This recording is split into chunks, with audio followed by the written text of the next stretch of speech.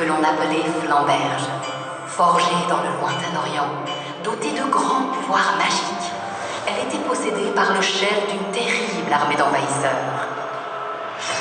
Un jour, cette armée arriva dans une vaste forêt, percée par des vallées profondes et mystérieuses. Le pays d'Ardennes, une contrée protégée par Mogis l'Enchanteur, monté sur son cheval géant Bayard. Mogis était très puissant. Il subjugua le chef de l'armée, ramassa l'épée Flamberge et repoussa les envahisseurs. Avec Flamberge, la puissance de Mogis était à son comble, à un point tel que l'empereur Charlemagne en devint jaloux. Il demanda à ce qu'on lui livre le mage afin de le tuer. Sage, Mogis décida de se retirer du monde et de vivre caché au cœur de la forêt.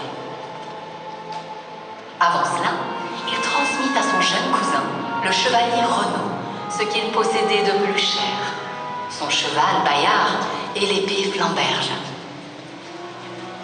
Renaud accepta, fit ses adieux à son ami et promit de garder secret le lieu de sa retraite. Durant des années, Charlemagne ordonna à Renaud de lui livrer Mogis, mais Renaud refusa. Subissant le courroux de l'empereur, Renaud perdit tout, ses châteaux, ses amis et même son cheval magique. La promesse faite à Mogis était à ce prix, mais il conserva son épée Flamberge. Devenu pauvre pèlerin, Renaud fut employé comme sculpteur à la cathédrale de Cologne. Il avait grand talent.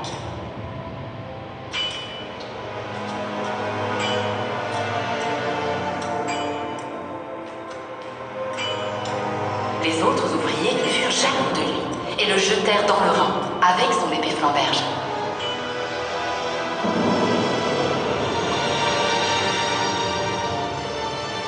Le corps de Renaud remonta par miracle à la surface, nimbé de lumière, preuve de la sainteté du chevalier. Mais l'épée, elle, resta au fond des eaux.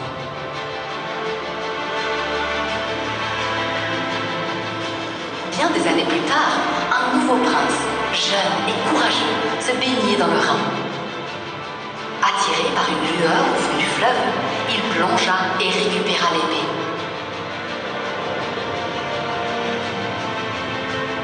Flamberge était retrouvé.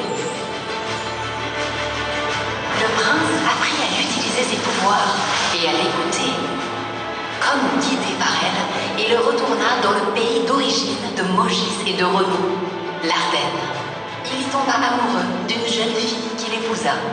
En dot, celle-ci lui donnait des terres situées dans une boucle de la Meuse, dominée par un éperon rocheux. Le destin le menait ici, à Sedan.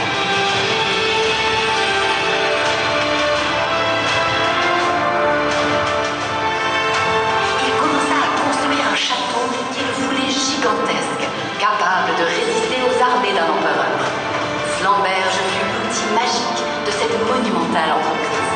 Il grava sur la lame la devise Undique Robur, ce qui veut dire fort de toutes parts. Il fendit chaque pierre d'un coup d'épée pour leur transmettre sa force protectrice. Il récupéra la poudre de la lame et forgea les portes et les défenses du château.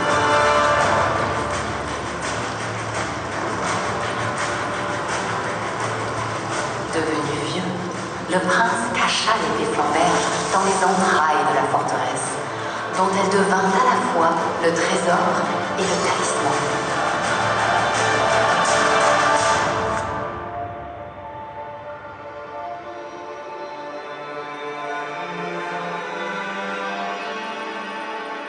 La légende du château dit que seuls les vrais princes et princesses de Sedan verront la lame de feu sous la voûte secrète.